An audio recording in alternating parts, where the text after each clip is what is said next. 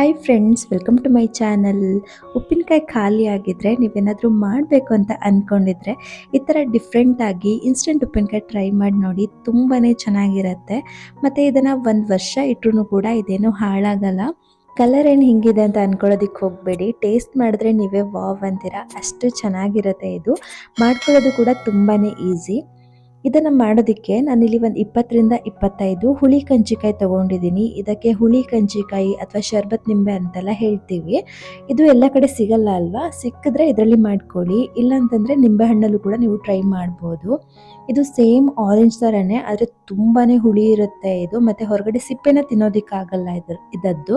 ಹಾಗಾಗಿ ಇದದ್ದು ರಸ ತೆಗೆದ್ಬಿಟ್ಟು ನಾವು ಇದರಲ್ಲಿ ಉಪ್ಪಿನಕಾಯಿ ಮಾಡ್ತೀವಿ. ಹೇಗೆ ಮಾಡೋದು ಅಂತ ನೋಡೋಣ.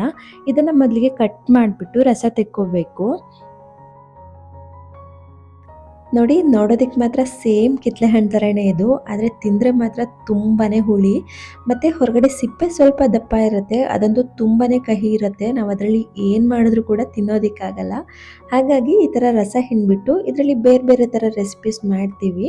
ನೋಡಿ, ಈ ಥರ ನೀಟಾಗಿ ರಸ ಹಿಂಡಿ ತೆಗ್ದಿದ್ದೀನಿ.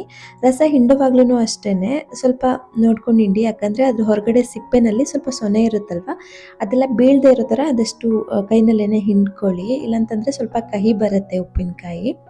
ಈ ಥರ ರಸ ಹಿಂಡ್ಬಿಟ್ಟು ನಾವು ಇದರಲ್ಲಿ ಅಪ್ಪೆ ಹುಳಿ, ತಂಬುಳಿ ಮತ್ತು ಜ್ಯೂಸ್ ಎಲ್ಲ ಕೂಡ ಮಾಡ್ಬೋದು. ಮತ್ತು ಈ ಥರ ಉಪ್ಪಿನಕಾಯಿ ಕೂಡ ಮಾಡ್ಕೋಬೋದು.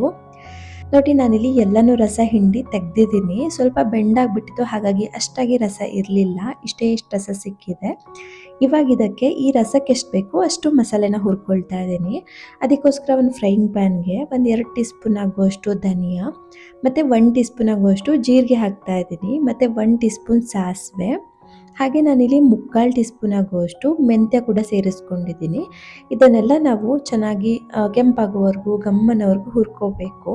ಇದನ್ನು ಬೇಕಿದ್ರೆ ನಾವು ಸ್ವಲ್ಪ ಹೆಚ್ಚು ಕಮ್ಮಿ ಮಾಡ್ಕೋಬೋದು. ಮಸಾಲೆ ಸ್ವಲ್ಪ ಜಾಸ್ತಿ ಹಾಕಿದಷ್ಟು ಉಪ್ಪಿನಕಾಯಿ ತುಂಬ ಹುಳಿ ಅಂತ ಅನಿಸಲ್ಲ, ಚೆನ್ನಾಗಿರುತ್ತೆ. ಇದನ್ನು ಹುರಿದಿದ್ದಾದಮೇಲೆ ಲಾಸ್ಟಲ್ಲಿ ಇದಕ್ಕೆ 1 ಹಿಡಿ ಆಗುವಷ್ಟು ಒಣಗಿಸಿಟ್ಕೊಂಡಿರೋ ಜೀರಿಗೆ ಮೆಣಸು ಅಥವಾ ಗಾಂಧಾರಿ ಮೆಣಸು ಅಂತ ಹೇಳ್ತಾರಲ್ವ, ಅದನ್ನು ಸೇರಿಸ್ಕೊಂಡಿದ್ದೀನಿ. ಬೇಕಿದ್ರೆ ಒಣಮೆಣಸು ಕೂಡ ಹಾಕ್ಬೋದು, ಆದರೆ ಸ್ವಲ್ಪ ಟೇಸ್ಟ್ ಬೇರೆ ಆಗುತ್ತೆ. ಹಾಗಾಗಿ ಹಸಿಮೆಣಸು ಹಾಕ್ಬೋದು. ಅದನ್ನು ಹಾಕೋದಾದರೆ ಯಾವಾಗ ಹಾಕೋದು ಅಂತ ಹೇಳ್ತೀನಿ ಆಮೇಲೆ. ಇದನ್ನು ಕೂಡ ಚೆನ್ನಾಗಿ ಹುರ್ಕೊಂಡು ಇದನ್ನು ತಣ್ಣಗಾಗೋದಕ್ಕೆ ಬಿಡ್ತೀನಿ.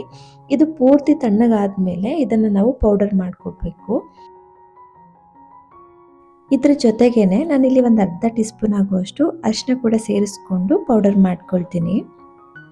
ನೋಡಿ, ಈ ಥರ ನೈಸಾಗಿ ಪೌಡರ್ ಮಾಡ್ಕೊಂಡಿದ್ದೀನಿ. ಬೇಕಿದ್ರೆ ತರಿಯಾಗಿ ಕೂಡ ಇಟ್ಕೋಬೋದು. ಇವಾಗ ಒಗ್ಗರಣೆ ಮಾಡ್ಕೊಳ್ಳೋಣ. ಅದಕ್ಕೋಸ್ಕರ ಒಂದು ಬಾಣಲೆಗೆ 4ರಿಂದ 5 ಟೇಬಲ್ ಸ್ಪೂನ್ ಎಣ್ಣೆ ಹಾಕಿದ್ದೀನಿ. ಎಣ್ಣೆ ಕಾದ್ಮೇಲೆ ಇದಕ್ಕೆ ಸ್ವಲ್ಪ ಸಾಸಿವೆ ಹಾಕ್ಕೋಬೇಕು. ಸಾಸಿವೆ ಇಷ್ಟಪಡೋರಾಗಿದ್ದರೆ ಸ್ವಲ್ಪ ಜಾಸ್ತಿ ಹಾಕ್ಕೋಬೋದು. ಮತ್ತು 1/4 ಟೀ ಸ್ಪೂನ್ ಇಂಗು ಹಾಕ್ಕೊಳ್ತಾ ಇದ್ದೀನಿ. ಇಂಗು ಕೂಡ ಸ್ವಲ್ಪ ಜಾಸ್ತಿನೇ ಬೇಕು ಇದಕ್ಕೆ.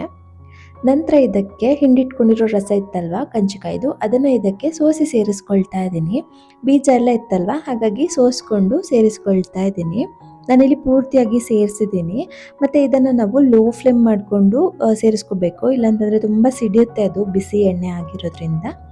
ಇದನ್ನು ಚೆನ್ನಾಗಿ ಸೋಸ್ಕೊಂಡಿದ್ದಾದಮೇಲೆ ಇದನ್ನಿವಾಗ ಒಂದು 2 ನಿಮಿಷ ಚೆನ್ನಾಗಿ ಕುದಿಸ್ಕೋಬೇಕು. ಅಂದರೆ ಕುದಿ ಬಂದಮೇಲೆ ಇದಕ್ಕೆ ನಾವು ಮಿಕ್ಕಿದ ಇಂಗ್ರೀಡಿಯೆಂಟ್ಸ್ನ ಸೇರಿಸ್ಕೋಬೇಕು. ನಾನು ಇದಕ್ಕೆ ಇವಾಗ ಒಂದು 3 ಟೀ ಸ್ಪೂನ್ ಆಗುವಷ್ಟು ಉಪ್ಪು ಸೇರಿಸ್ಕೊಳ್ತಾ ಇದ್ದೀನಿ. ಉಪ್ಪು ಖಾರ ಎಲ್ಲ ಮುಂದೆನೇ ಇರಬೇಕು ಇದಕ್ಕೆ.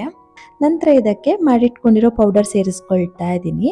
ಇವಾಗಲೇ ಸೇರಿಸೋದ್ರಿಂದ ಬೇಗನೆ ಗಟ್ಟಿಯಾಗ್ತಾ ಬರುತ್ತೆ, ಹಾಗಾಗಿ ಮುಂಚೆನೇ ಸೇರಿಸ್ಕೊಂಡಿದ್ದೀನಿ. ಬೇಕಿದ್ರೆ ಸ್ವಲ್ಪ ರಸ ಎಲ್ಲ ಆರಿದ ಮೇಲೆ ಆಮೇಲೂ ಕೂಡ ಸೇರಿಸ್ಕೋಬೋದು. ಮತ್ತು ನಾನು ಆಗಲೇ ಒಗ್ಗರಣೆ ಮಾಡ್ಕೊಳ್ಳೋವಾಗ ಹೇಳೋದು ಮರೆತೆ, ನೀವೇನಾದರೂ ಹಸಿಮೆಣಸು ಹಾಕೋದಾದರೆ ಅದನ್ನು ನೀರು ಹಾಕ್ಕೊಳ್ದೇ ಒಂದ್ಸರಿ ತರ್ತರಿಯಾಗಿ ರುಬ್ಕೊಂಡು ಅದನ್ನು ಒಗ್ಗರಣೆಗೆ ಹಾಕಿ ಹಸಿ ಅಂಶ ಇಲ್ಲದೆ ಇರೋ ಥರ ನೀಟಾಗಿ ಬಾಡಿಸ್ಕೋಬೇಕು. ಆಮೇಲೆ ಅದಕ್ಕೆ ಕಂಚಿಕಾಯಿ ರಸನ ಸೇರಿಸ್ಕೋಬೇಕು. ಮತ್ತು ನೋಡ್ಬೋದು, ನಾನಿಲ್ಲಿ ಒಂದು 7ರಿಂದ 8 ನಿಮಿಷ ಕುದಿಸ್ಕೊಂಡಿದ್ದೀನಿ. ಆಲ್ಮೋಸ್ಟ್ ಆಗಿದೆ ಇದು. ನಿಮಗೇನಾದರೂ ಇದು ಸ್ವಲ್ಪ ತೆಳ್ಳಗೇನೆ ಬೇಕು ಅನ್ನೋದಾದರೆ ಇಷ್ಟಕ್ಕೇ ಸ್ಟವ್ ಆಫ್ ಮಾಡ್ಕೋಬೋದು. ನಾನು ಇದನ್ನು ಸ್ವಲ್ಪ ಉಪ್ಪಿನಕಾಯಿ ಥರ ಗಟ್ಟಿಯಾಗಿ ಇರಲಿ ಅಂದ್ಬಿಟ್ಟು ಈ ಥರ ಎಣ್ಣೆ ಸೈಡಲ್ಲೆಲ್ಲ ಬಿಡೋವರೆಗೂ ಇದನ್ನು ಕಾಯಿಸ್ಕೊಳ್ತಾ ಇದ್ದೀನಿ. ನೋಡಿ, ಇವಾಗ ಇದು ಆಗಿದೆ, ಸೈಡಲ್ಲೆಲ್ಲ ಎಣ್ಣೆ ಬಿಟ್ಟಿದೆ. ಇಷ್ಟಾದರೆ ಸಾಕು, ಇದು ಕರೆಕ್ಟಾಗಿ ಆಗುತ್ತೆ. ತಣ್ಣಗಾದ್ಮೇಲೂ ಹೀಗೆ ಇರುತ್ತೆ. ಮತ್ತು ಇದಕ್ಕೆ ನಾನಿಲ್ಲಿ ಅಷ್ಟೊಂದು ಕಾಯಿ ಯೂಸ್ ಮಾಡಿದ್ರೂ ಕೂಡ ಇಷ್ಟೇ ಇಷ್ಟ ಆಗಿದೆ. ಆದರೆ ಇದು ಉಪ್ಪು ಹುಳಿ ಖಾರ ಎಲ್ಲ ಸ್ವಲ್ಪ ಮುಂದೆ ಇರೋದ್ರಿಂದ ಸ್ವಲ್ಪನೇ ಹಾಕ್ಕೊಂಡ್ರು ಸಾಕಾಗುತ್ತೆ, ತುಂಬ ದಿನ ಬರುತ್ತೆ.